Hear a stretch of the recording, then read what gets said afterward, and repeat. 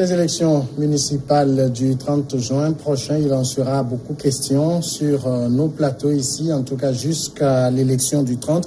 Eh bien, aujourd'hui, on évoque ce sujet sous l'angle de la gouvernance locale pour gagner le pari du développement. Tout le monde sait que si on organise des élections locales, c'est pour redonner, comme on le dit souvent, le pouvoir à la base. On va voir en tout cas jusqu'à présent les étapes qui ont été franchies, les choses qui restent à faire et éventuellement dans quelles dispositions devraient se trouver les éventuels candidats à ce scrutin. On va aborder tous ces sujets avec Pascal Edo Agbové, expert en décentralisation et gouvernance locale. Bonsoir Pascal Edo Agbové. Bonsoir cher Samuel. Et merci d'accepter l'invitation. C'est notre devoir. Alors, le processus, j'allais même dire le train des municipales avance à grands pas. Est-ce que pour vous, qui êtes très engagé, très impliqué dans ces questions, c'est une bonne nouvelle?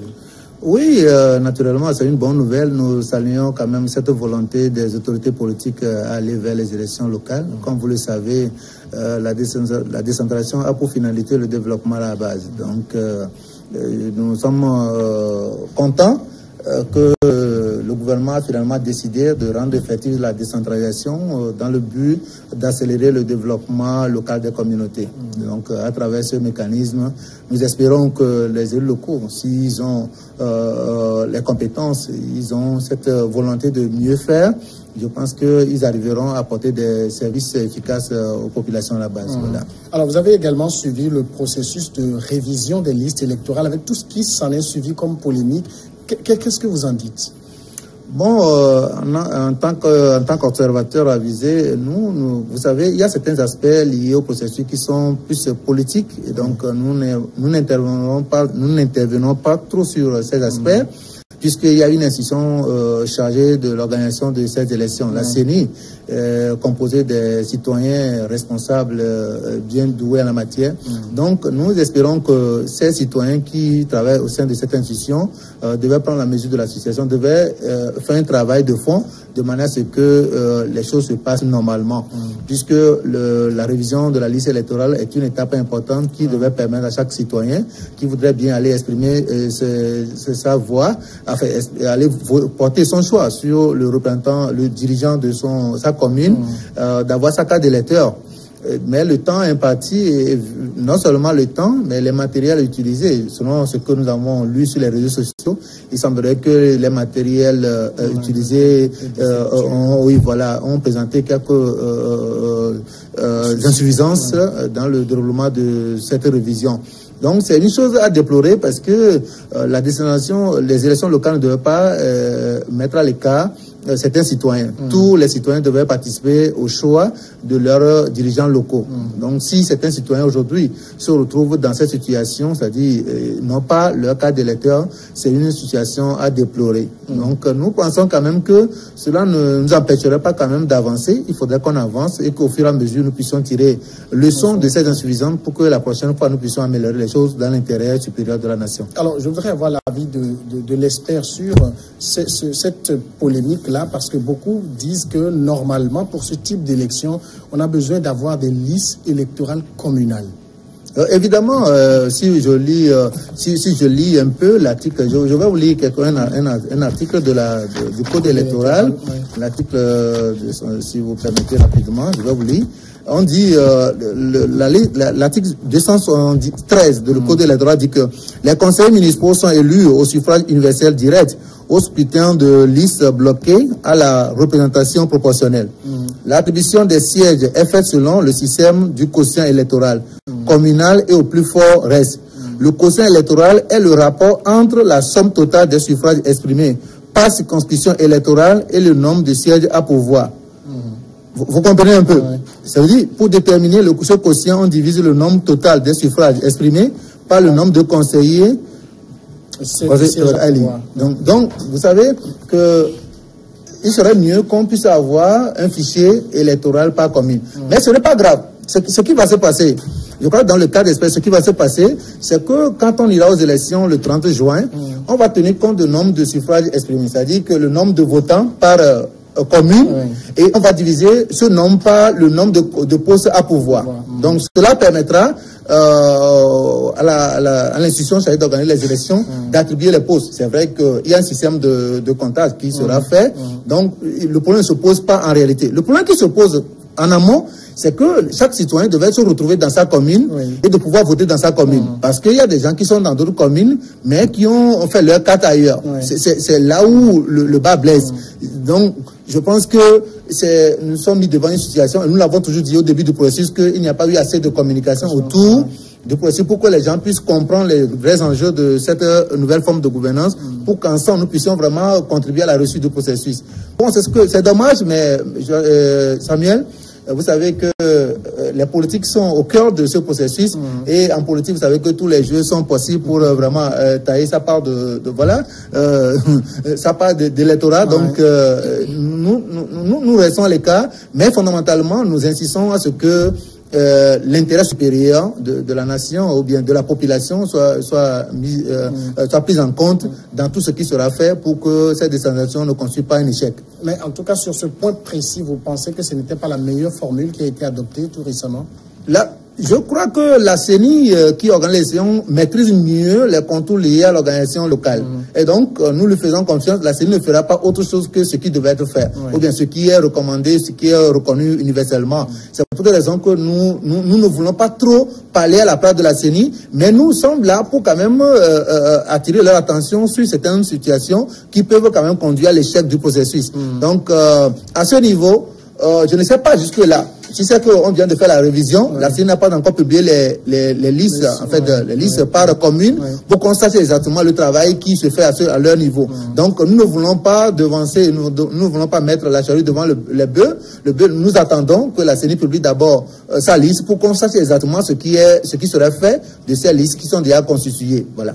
Alors, sur un autre plan, il y a eu également, il y a 2 jours, la clôture du dépôt des dossiers de candidature. C'est vrai que ça a même été un tout petit peu prorogé pour ceux qui devaient compléter des casiers judiciaires. Là, ça montre vraiment, au vu de ce qu'on a vu, qu'il y a un certain engouement pour cette élection-là. Oui, évidemment, mais il faut noter quand même que nous avons les choses se font dans la précipitation, ce qui ne permet pas aux citoyens normalement de bien faire les choses.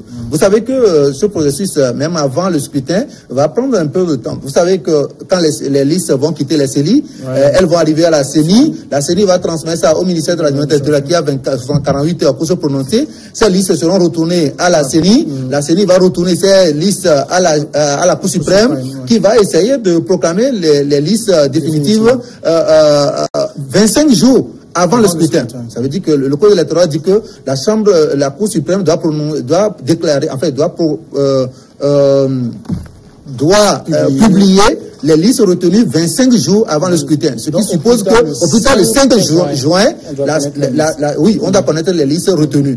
Donc, vous voyez que tout ça là, ça demande... Aujourd'hui, nous sommes au 29. Demain, peut-être le 30. Je ne sais pas quand est-ce que les listes vont arriver au niveau de la CENI. Ça doit aller au ministère de l'Administration territoriale. Tout ça, vous voyez un peu. Donc, tout se fait dans la précipitation. Mais nous leur faisons confiance. Vous savez, quand une institution est responsable pour faire un travail, il faut lui faire confiance. Vous savez, il ne faut pas dénoncer des choses qui ne sont pas à dénoncer à certains moments. Donc nous attendons le bon moment pour voir si le travail est en train de se faire normalement pour produire des résultats qu'il faut, auquel cas nous aurons quand même des observations à faire à ce niveau. Alors, mais dans ce cas précis, vous avez vu également tout le mal que les gens ont eu, par exemple, pour avoir et nous entrons là dans le vif du sujet sur véritablement la gouvernance locale, à avoir des pièces comme les casiers judiciaires pour compléter leur dossier. Ça montre qu'il faut véritablement décentraliser les choses. Le problème de pièces, c'est un problème réel au Togo aujourd'hui. Je crois qu'il est important que les autorités prennent la mesure de la situation pour rapprocher les services de la population, pour que les citoyens qui sont à la base puissent avoir leurs pièces sur place.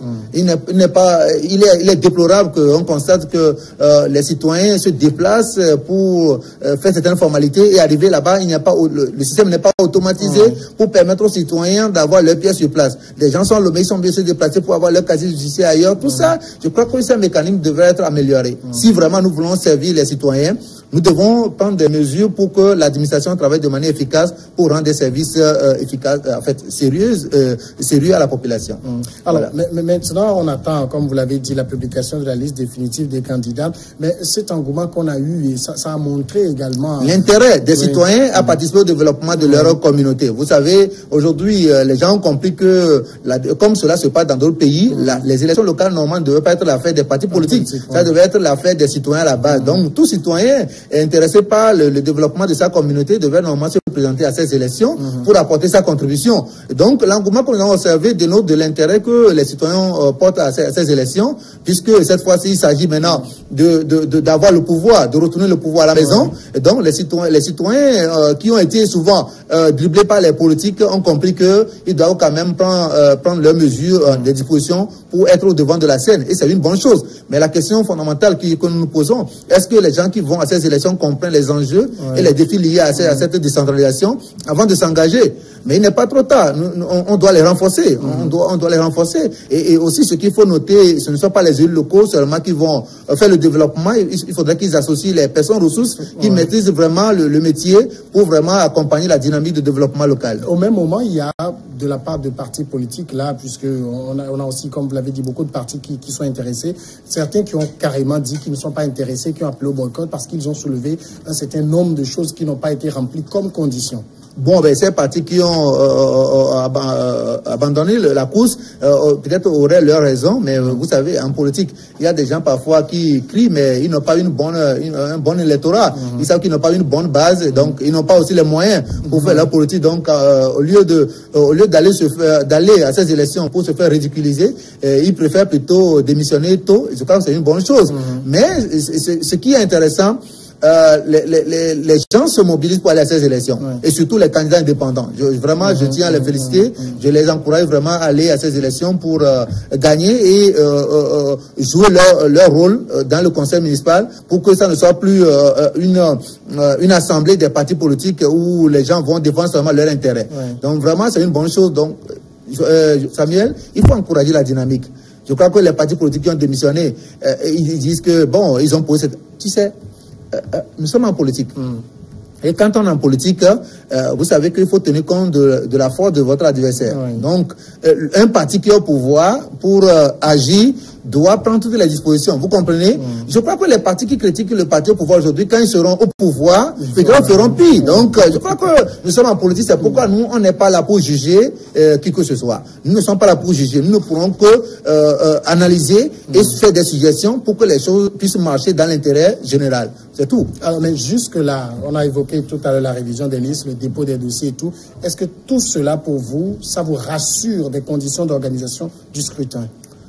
Non, je crois que c'est ça. Les étapes à franchir constituent quand même des étapes importantes. Maintenant, l'autre étape, d'abord, c'est l'information qui doit être donnée à la population pour que les gens comprennent vraiment la portée de ces élections, pour pouvoir se mobiliser. Et autre chose à faire, c'est de prendre des mesures pour que les scrutins, les campagnes se déroulent normalement. Et le jour J surtout, de prendre des mesures pour que la voix des urnes, en fait, ce que les gens auront la vérité des urnes puisse être proclamé. Je crois que nous l'avons toujours dit, les risques post-électoraux à ces élections constitueront quand même un obstacle pour la gouvernance locale. Donc il faudrait que les élus locaux soient vraiment des citoyens choisis par leur base, et comme ça, ils auront le soutien de cette base-là pour la réalisation de leur mission.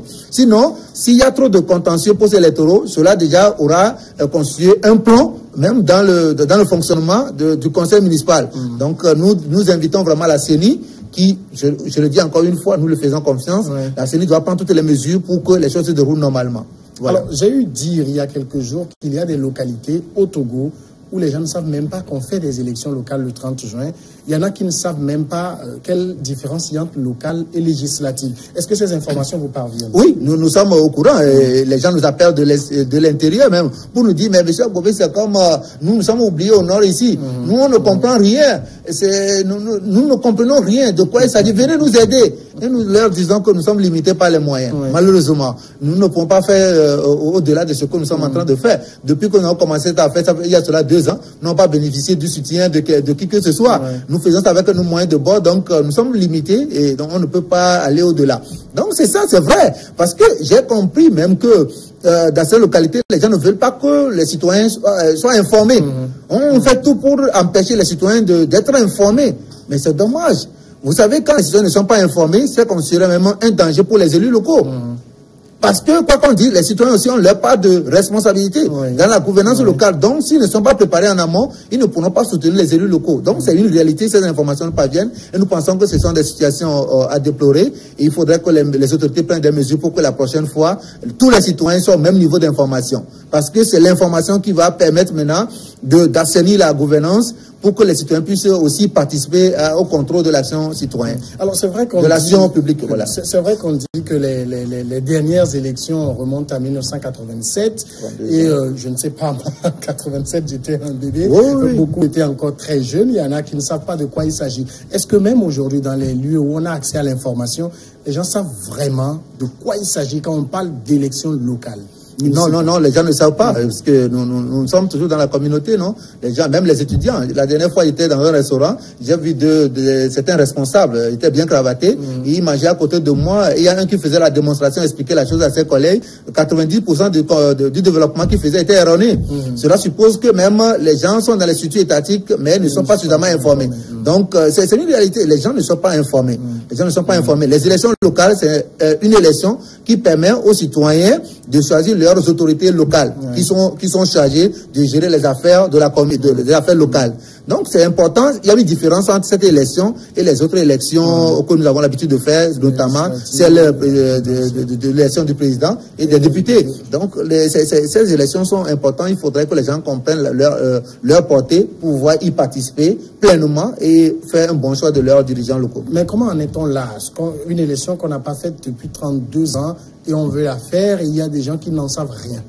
Je crois que le gouvernement est responsable de cette situation, puisque c'est l'État qui a décidé de rendre effective la décentralisation. Donc, en amont, il fallait prendre beaucoup de temps et il fallait lancer une grande campagne pour préparer les citoyens à comprendre cette nouvelle forme de gouvernance afin que les gens puissent y participer pleinement. Et nous constatons quand même un déficit criard d'information, de communication au niveau des autorités. Nous ne comprenons pas cette situation. Il y a cela 32 ans que vous n'avez pu organiser une élection. Cela suppose que ceux qui ont presque 49 ans, 50 ans, n'ont jamais participé à ces élections. Et donc, avant d'aller à ces élections, il aurait fallu qu'une grande campagne de communication soit menée en amont pour permettre à l'ensemble des acteurs de la société, tous les citoyens, dans toutes les localités du pays, devaient être informés. Parce que la décentralisation, avant tout, c'est de redonner le pouvoir aux citoyens à la base, de pouvoir s'organiser pour faire face à leurs problèmes. Donc, si vous voulez réussir cette politique, il aurait fallu que ces citoyens, pour qui vous voulez redonner le pouvoir, soient sensibilisés pour connaître d'abord leur part de responsabilité dans ce que vous voulez faire, pour savoir s'ils peuvent le faire et comment ils doivent le faire. Donc, il faut les préparer. Si cela n'est pas fait, je crois que l'État a responsabilité pour cette situation. Au même moment, les partis politiques ne peuvent pas être exempts de culpabilité parce que pendant plusieurs années, on n'a pas fait de formation citoyenne sur cette thématique. Absolument, ça c'est aussi cette formation politique au niveau des partis, des formations politiques. Il faut noter que les partis politiques parfois sont limités, surtout les formations politiques de l'opposition, sont limitées par les moyens. Donc il va falloir que l'État puisse agir dans l'intérêt supérieur de tout le monde. Vous savez, il faut différencier, il faut mettre la différence entre l'administration publique et les partis politiques. Aujourd'hui, quand on prend le cas du Togo, c'est l'UNI qui est au pouvoir, mais l'administration est là pour servir tous les citoyens. Ce qui voudra dire que s'il s'agit de mener une action dans l'intérêt supérieur de la nation, on doit dépasser les considérations politiques pour servir la nation, parce qu'il s'agit avant tout du développement. Comment faire pour répondre aux besoins des populations à la base? Mais comme les leaders politiques sont là pour conquérir, enfin, les formations politiques sont là pour conquérir et exercer le pouvoir et puis le conserver aussi. Ça va pas conquérir, exercer. Il faut le conserver. Donc ça, c'est leur stratégie. Donc je crois que c'est des choses à améliorer. Mais comment peut-on gagner le pari du développement avec des gens qui ne savent même pas de quelle élection il s'agit? Absolument. Je crois que les candidats, et même qui viennent nous voir pour dire, mais dans mon parti, on m'a choisi d'être candidat. De quoi il s'agit? Moi, je ne comprends pas. Mais c'est bizarre.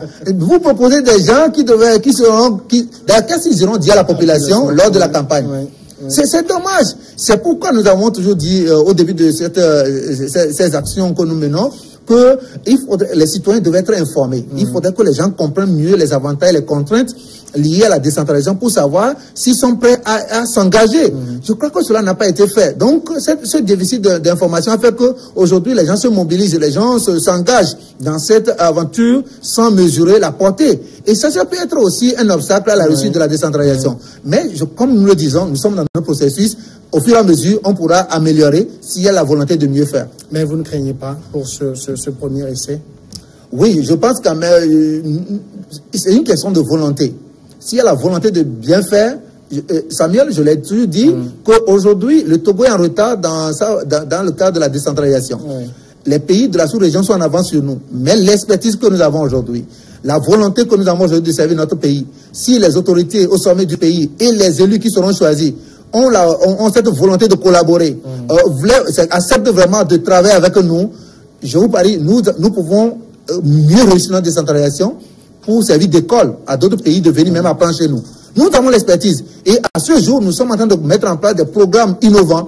Nous mettons en place un système capable d'aider les élus locaux pour améliorer la gouvernance au niveau local, pour offrir des services de qualité à la population. C'est une question de volonté. Donc nous sommes là pour accompagner la dynamique.